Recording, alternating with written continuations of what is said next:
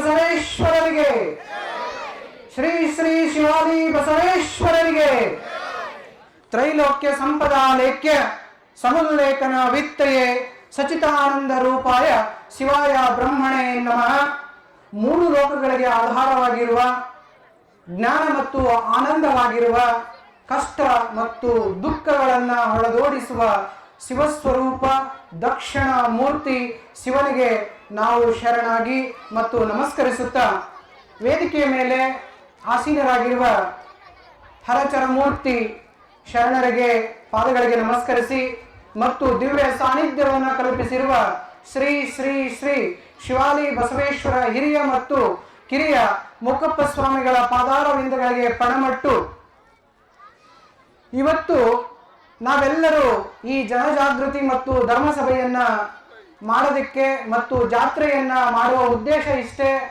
ಈ ಜಾತ್ರೆಯ ಪ್ರಯುಕ್ತ ಈ ಜಾತ್ರೆಗಳನ್ನ ಪ್ರತಿ ವರ್ಷ ಹಮ್ಮಿಕೊಳ್ಳೋದ್ರಿಂದ ಸಮೃದ್ಧಿ ಈ ಭಾಗಕ್ಕೆ ಸಿಗುತ್ತೆ ಮತ್ತು ಮಳೆ ಬೆಳೆಗಳು ಕಾಲ ಕಾಲಕ್ಕೆ ಸರಿಯಾಗಿ ಬರುತ್ತೆ. ಅದರ ಒಂದು ಸಂಕೇತವೇ ಜಾತ್ರೆ ಮಹೋತ್ಸವ ಮತ್ತು ಜಾತ್ರೆ ನಡೆಯುವ ಉದ್ದೇಶ. ಇದು ಗುರುಗಳ ಒಂದು ಉತ್ಸವ ಅಲ್ಲ, ಕಾಲ ಕಾಲಕ್ಕೆ ಪ್ರಕೃತಿ ನಿಮ್ಮೆಲ್ಲರ ಜೊತೆಗೆ ಇದ್ದು ಸಕಾಲದಲ್ಲಿ ಸಕಲವನ್ನ ನೀಡಲಿ ಎನ್ನುವ ಉದ್ದೇಶವೇ ಆ ಜಾತ್ರಾ ಮಹೋತ್ಸವ. ಅದರ ಸೂಚಕವಾಗಿಯೇ ಗಂಟನಾದ ಆ ಭಗವಂತ ನಿಮ್ಮೆಲ್ಲರಿಗೂ ಸೂಚನೆಯನ್ನು ನೀಡ್ತಾ ಇದ್ದಾನೆ. ಇವತ್ತು ನನಗೆ ತಿಳಿದಂತೆ ಋಷಭರೂಪಿ ಶ್ರೀ ಶ್ರೀ ಶಿವಾಲಿ ಬಸವೇಶ್ವರರು 12ನೇ ಶತಮಾನದಲ್ಲಿ ಜನ್ಮ ತಾಳಿದ್ರು. ಸುಮಾರು 70 ವರ್ಷಗಳ ಕಾಲ ಈ ಧರ್ಮ ಸಭೆಗಳನ್ನ ಮತ್ತು ಈ ಭಾಗದ ಜನರಿಗೆ ಧರ್ಮ ಜಾಗೃತಿಯನ್ನ ಮೂಡಿಸಿದ್ರು. ಅದಾದ ನಂತರ ಕೆಲವು 14-15 ವರ್ಷಗಳಿಂದ ಮತ್ತೆ ಸಾತನಹಳ್ಳಿ ಗ್ರಾಮದಲ್ಲಿ ಮತ್ತೆ ಜನ್ಮವನ್ನ ತಾಳಿ ನಿಮ್ಮೆಲ್ಲರಿಗೂ ಒಂದು ಜಾಗೃತಿಯನ್ನ, ನಿಮ್ಮ ಮೋಕ್ಷಗಳನ್ನ, ಚತುರ್ವಿಧ ಪುರುಷಾರ್ಥಗಳ ಸಾಧನೆಗಳನ್ನ ಮಾಡೋದಕ್ಕೋಸ್ಕರ ಈ ಜನ್ಮ ತಾಳಿದ್ದಾರೆ. ಅವರು ಯಾವುದೇ ಮಠವನ್ನಾಗಲಿ ಅಥವಾ ಯಾಕೆ ಅಂತಂದ್ರೆ ಭಗವಂತನಿಗೆ ಎಲ್ಲ ಇದೆ. ಭಗವಂತನಿಗೆ ನಾವು ಕೊಡೋದಂಥದ್ದು ಏನೂ ಇಲ್ಲ. ಯಾರೋ 1,000 ರೂಪಾಯಿನೋ 2,000ನೋ 10,000ನೋ 1 ಲಕ್ಷ ಕೊಡೋಂಥದ್ದು ಭಗವಂತನಿಗೆ ಏನೂ ಇಲ್ಲ. ಯಾಕೆ ಅಂತಂದ್ರೆ ಭಗವಂತ ಎಲ್ಲವನ್ನ ಉಳ್ಳವನು, ಭಗವಂತನಿಗೆ ಏನು ಬೇಡ. ಆದರೆ ಆ ಭಗವಂತ ಇಲ್ಲಿ ಹುಟ್ಟಿರೋದಕ್ಕೆ ಕಾರಣ ಏನಪ್ಪಾ ಅಂತಂದ್ರೆ ನಾವು ನೀವೆಲ್ಲರೂ ಮೋಕ್ಷಗಳನ್ನ ಸರಿದಾರಿಯಲ್ಲಿ ಹೋಗಬೇಕು ಎನ್ನುವ ಉದ್ದೇಶ.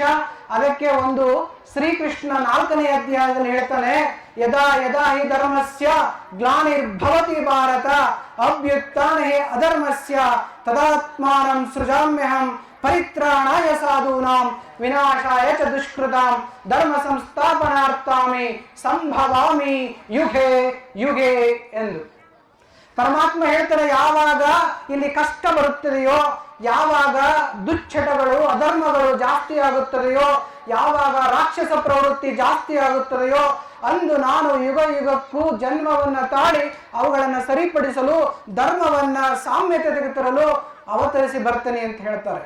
ಅಂತಹ ಅವತಾರವೇ ಶ್ರೀ ಶ್ರೀ ಶ್ರೀ ಶಿವಾಲಿ ಬಸವೇಶ್ವರರು. ನಮ್ಮ ಈ ಭಾಗ ಸಾತನಹಳ್ಳಿ ಸುತ್ತಮುತ್ತಲಿನ ಭಾಗ ಏನಿದೆ, ಅವರ ಜನ್ಮದಿಂದ ನಮ್ಮ ಜೀವನ ಮತ್ತು ನಮ್ಮ ಜನ್ಮ ಪಾವನ ಆಗುತ್ತೆ ಮತ್ತು ಸ್ವರ್ಗದ ದಾರಿ ತೆಗೆದಿರುತ್ತೆ ಇಲ್ಲಿ ಇರ್ತಕ್ಕಂಥ ಜನರಿಗೆ. ಯಾಕೆ ಅಂತಂದ್ರೆ ಅವರ ಆಶೀರ್ವಾದ ಆಗಿದೆ. ಹೇಳ್ತಾರೆ, ನೀನು ಒಲಿದರೆ ಕೊರಡು ಕೊನರುವುದಯ್ಯ, ನೀನು ಒಲಿದರೆ ಬರಡು ಅಹೇನವುದಯ್ಯ, ನೀನು ಒಲಿದರೆ ವಿಷ ಅಮೃತ ಅಹುದಯ್ಯ, ನೀನು ಒಲಿದರೆ ಸಕಲ ಪಡಿ ಪದಾರ್ಥ ಇದರ ಲಿಪ್ಪವು ಕೂಡಲ ಸಂಗಮ ದೇವ ಎಂದು. ಅಂದ್ರೆ ದೇವರನ್ನು ಒಲಿದ್ರೆ ನಿಮಗೆ ಏನ್ ಬೇಕೋ ಅದೆಲ್ಲ ನಿಮ್ಮ ಸುತ್ತಮುತ್ತಲಿನ ಜಾಗಗಳಲ್ಲಿ ಸಿಗುತ್ತೆ. ನಿಮಗೇನ್ ಬೇಕೋ ಅದೆಲ್ಲದೂ ಇರುತ್ತೆ. ಆದರೆ ಅವನ ಒಲಿಮೆ ಹೊಂದಬೇಕು. ಆ ಒಲಿಮೆ ಬೇಕು ಅಂತಂದ್ರೆ ನಾನು ಕೆಲವೊಂದು ಸಿದ್ಧಾಂತಗಳನ್ನ ಹೇಳ್ತೇನೆ, ಅಥವಾ ಒಂದು ಪಿಲ್ಲರ್ಸ್, ಸ್ಥೂಣ ಅಂತ ಕರಿತೀವಿ ಪಿಲ್ಲರ್ಸ್, ಅವುಗಳನ್ನ ನೀವು ಪಾಲನೆ ಮಾಡಬೇಕಾಗುತ್ತೆ. ಅದೇ ಧರ್ಮ ಮತ್ತು ಕರ್ಮ ಮತ್ತು ಆರೋಗ್ಯ. ಇವು ಮೂರುಗಳನ್ನ ನೀವು ಚಾಚು ತಪ್ಪದೆ ಪಾಲನೆ ಮಾಡಲೇಬೇಕು. ಅವನ್ನ ಮಾಡಿದ್ರೆ ಆ ದೇವರ ಒಲಮೆ ಖಂಡಿತ ನಿಮಗಾಗುತ್ತೆ. ಅದು ಖಂಡಿತ ಸತ್ಯ, ತ್ರಿಕಾಲ ಸತ್ಯ. ಹೇಳ್ತಾರೆ ಧರ್ಮ. ಧರ್ಮ ಅಂದ್ರೆ ಏನು? ಧರ್ಮ ಅಂತಂದ್ರೆ ಬರೀ ಹಬ್ಬ ಆಚರಣೆ ಮತ್ತು ಸಾಂಸ್ಕೃತಿಕ ಕಾರ್ಯಕ್ರಮಗಳನ್ನು ನಡೆಸೋದು ಬರೀ ಧರ್ಮ ಅಲ್ಲ. ಸರಿದಾರಿಯಲ್ಲಿ ನಾವು ನೀವೆಲ್ಲರೂ ನಡೆಯುವುದು ಧರ್ಮ. ಆ ಧರ್ಮವನ್ನ ನಾವು ಪಾಲನೆ ಮಾಡಿದ್ರೆ ಆ ಧರ್ಮಕ್ಕನುಗುಣವಾಗಿ ನಮಗೆ ಎಲ್ಲವೂ ಸಿಗುತ್ತೆ ಅಂತ ಹೇಳ್ತಾರೆ.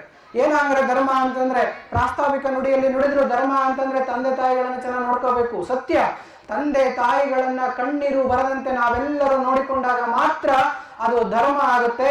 ಸ್ತ್ರೀಯರಿಗೆ ಗೌರವವನ್ನ ಕೊಟ್ರೆ ಧರ್ಮ ಆಗುತ್ತೆ. ಮತ್ತು ಯಾರು ಕಷ್ಟದಲ್ಲಿರ್ತಾರೆ ಅವರಿಗೆ ನಾವು ಸಹಾಯ ಮಾಡಿದ್ರೆ ಧರ್ಮ ಆಗುತ್ತೆ. ಆರೋಗ್ಯವನ್ನ ಚೆನ್ನಾಗಿ ನೋಡ್ಕೊಳ್ಳೋದು ಕೂಡ ಒಂದು ಧರ್ಮವೇ ಅಂತ ಹೇಳುತ್ತೆ ಧರ್ಮ. ಹಾಗಾಗಿ ಆ ಆರೋಗ್ಯವನ್ನ ನಾವು ಚೆನ್ನಾಗಿ ಕಾಪಾಡ್ಕೋಬೇಕು, ಧರ್ಮವನ್ನ ಪಾಲನೆ ಮಾಡಬೇಕು. ಧರ್ಮ ನಮ್ಮೆಲ್ಲರನ್ನ ಕಾಪಾಡುತ್ತೆ. ದಯವೇ ಧರ್ಮದ ಮೂಲವಯ್ಯ ಅಂತಾರೆ. ಯಾರಿಗೆ ದಯೆ, ಸಕಲ ಪ್ರಾಣಿಗಳಲ್ಲಿ, ಪಕ್ಷಿಗಳಲ್ಲಿ, ಜೀವ ಕೀಟಗಳಲ್ಲಿ ದಯೆ ಇರುತ್ತೆ, ಆ ವ್ಯಕ್ತಿ ಬಹಳ ಸುಖ ಸಂತೋಷದಿಂದ ಬಾಳ್ತಾರೆ. ಹಾಗಾಗಿ ಧರ್ಮೋ ರಕ್ಷತಿ ರಕ್ಷಿತಃ ಅನ್ನೋ ಒಂದು ಮಾತಿದೆ. ಯಾರಿಗೆ ಧರ್ಮವನ್ನ ರಕ್ಷಣೆ ಮಾಡ್ತೀರಿ ಆ ಧರ್ಮ ನಿಮ್ಮನ್ನ ಸದಾ ಕಾಲ ರಕ್ಷಣೆ ಮಾಡುತ್ತೆ. ಹಾಗಾಗಿ ಎಲ್ಲರೂ ಧರ್ಮವನ್ನ ನಾವು ಪಾಲಿಸ್ಬೇಕು. ಬಸವಣ್ಣರ ಒಂದ್ ಕಡೆ ಹೇಳ್ತಾರೆ, ಕಾಯಕವೇ ಕೈಲಾಸ ಅಂತ.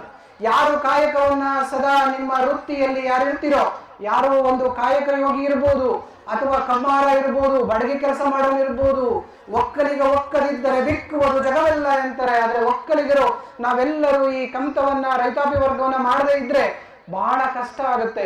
ಅವರು ಅದನ್ನ ಪ್ರಾಮಾಣಿಕವಾಗಿ ಮಾಡಿದ್ರೆ ದೇವರು ಅದರಲ್ಲೇ ನಿಮಗೆ ಮೋಕ್ಷ ಕೊಡ್ತಾನೆ. ನೀವೇನು IIT ಓದ್ಬೇಕಾಗಿಲ್ಲ, ಸೈಂಟಿಸ್ಟ್ ಆಗ್ಬೇಕಾಗಿಲ್ಲ. ನಿಮಗೆ ದೇವರು ಯಾವ್ಯಾವ ವೃತ್ತಿ ಕೊಟ್ಟಿದ್ದಾನೆ ಅದನ್ನ ಪ್ರಾಮಾಣಿಕವಾಗಿ ನೀವು ಮಾಡಿದ್ದೇ ಸತ್ಯ ಆಗಿದ್ರೆ ನಿಮಗೆ ಅದರಲ್ಲೇ ಮೋಕ್ಷ ಇದೆ. ಅದೇ ಧರ್ಮ. ಧರ್ಮ ಆದ್ಮೇಲೆ ನಾನೀಗ ಕರ್ಮ ಅಂತ ಹೇಳಿದೆ. ಏನು ಅಂತಂದ್ರೆ ಕರ್ಮ ಅಂತಂದ್ರೆ ನಾವು ಯಾವ ಬೀಜವನ್ನ ಬಿತ್ತುತ್ತೇವೋ ಆ ಬೀಜಕ್ಕೆ ಅನುಗುಣವಾಗಿಯೇ ಫಲ ಸಿಗುತ್ತೆ. ಹಾಗಾಗಿ ನೀವು ಯಾವ ಕೆಲಸವನ್ನ ಮಾಡ್ತೀರಿ ಆ ಕೆಲಸಕ್ಕೆ ಅನುಗುಣವಾಗಿ ನಿಮಗೆ ಕರ್ಮ ಫಲಗಳು ಸಿಗುತ್ತೆ.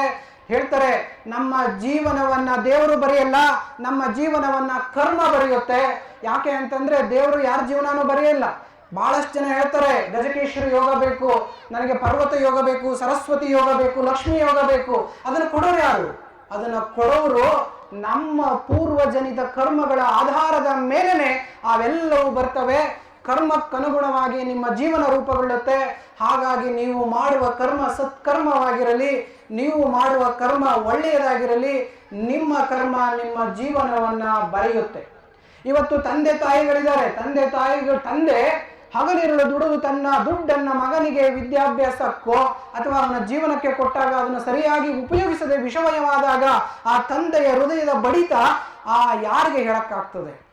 ತಾಯಿ ಇರ್ತಾಳೆ. ತಾಯಿ ತನ್ನ ಹಗಲಿರುಳು ಪ್ರಾರ್ಥನೆ ಮಾಡಿ ದೇವರಿಗೆ ಮಗನನ್ನ ಬೆಳೆಸಿದಾಗ ಆ ಮಗ ದಾರಿ ತಪ್ಪಿದಾಗ ತಾಯಿಯ ಕಣ್ಣೀರನ್ನ ಒರೆಸುವವರು ಯಾರು? ಇದು ಕರ್ಮವೇ. ಆ ಮಗು ಚೆನ್ನಾಗಿ ತಂದೆ ತಾಯಿ ಹೇಳಿದಂತೆ ಮಾರ್ಗದರ್ಶನದಿಂದ ನಡೆದುಕೊಂಡು ಬಂದಿದ್ದೇ ಆಗಿದ್ರೆ, ಆ ತಂದೆ ತಾಯಿಯ ಕಣ್ಣೀರನ್ನು ಒರೆಸಿದ್ರೆ, ಆ ತಂದೆಯ ಒಂದು ಹೃದಯದ ಬಡಿತವನ್ನ ಅರ್ಥೈಸಿಕೊಂಡು ತಂದೆಗೆ ಗೌರವ ಕೊಟ್ಟು ಅವರು ಕೊಟ್ಟ ದುಡ್ಡಿನಿಂದ ಅವನ ಜೀವನವನ್ನ ಸರಿಯಾಗಿ ಮಾಡ್ಕೊಂಡಿದ್ರೆ ಅವರು ಯಾವತ್ತೂ ಕೂಡ ಆ ಕರ್ಮದಿಂದ ಅವನಿಗೆ ಉನ್ನತ ಸ್ಥಾನ ಸಿಗುತ್ತೆ. ಯಾರಿಗೆ ಆಗಲಿ ಕಷ್ಟಪಡದೆ ಯಾವ ಸುಖವೂ ಸಿಗೋದಿಲ್ಲ. ಇವತ್ತು ಯಾರ್ಯಾರು ಕಷ್ಟಪಟ್ಟಿದ್ದಾರೆ ಅವರು ಉನ್ನತ ಸ್ಥಾನದಲ್ಲಿದ್ದಾರೆ. ಯಾರು ಕಷ್ಟಪಡೋದಿಲ್ಲ ನೀವು ಕನಸು ಕಾಣ್ಬೇಡಿ, ನಿಮಗೆ ಯಾವ ಉನ್ನತ ಸ್ಥಾನನೂ ಸಿಗೋದಿಲ್ಲ, ಯಾವ ದುಡ್ಡು ಸಿಗಲ್ಲ, ಯಾವ ಹೆಸರು ಬರೋದಿಲ್ಲ, ಯಾವ ನೇಮು ಫೇಮು ದೊಡ್ಡ ವ್ಯಕ್ತಿಗಳಾಗಿ ಬೆಳೆಯಕ್ಕೆ ಸಾಧ್ಯನೇ ಇಲ್ಲ. ಯಾಕೆ ಅಂತಂದ್ರೆ ಕರ್ಮದ ಅಧಿಪತಿ ಶನೀಶ್ವರ. ಯಾಕೆ ಹೇಳ್ತಾರೆ, ಯಾರು ಕರ್ಮವನ್ನು ಸರಿಯಾಗಿ ಮಾಡ್ತಾರೆ ಅವರಿಗೆ ಸರಿಯಾದ ಫಲವನ್ನೇ ಕೊಡ್ತಾರೆ. ಯಾರು ಕರ್ಮವನ್ನು ಸರಿಯಾಗಿ ಮಾಡೋದಿಲ್ಲ ಯಾವತ್ತೂ ಕೂಡ ಕರ್ಮದ ಅಧಿಪತಿ ಶನೀಶ್ವರ ಅವರು ಉನ್ನತ ಸ್ಥಾನದಲ್ಲಿದ್ರು ಅಲ್ಲಿಂದ ತೆಗೆದುಕೊಂಡು ಬಂದು ಅವನ ಯೋಗ್ಯತೆಗನುಗುಣವಾಗಿ ಆ ಚೇರಲ್ಲಿ ಕೂರಿಸ್ತಾನೆ ಅಂತ ಒಂದು ಮಾತಿದೆ.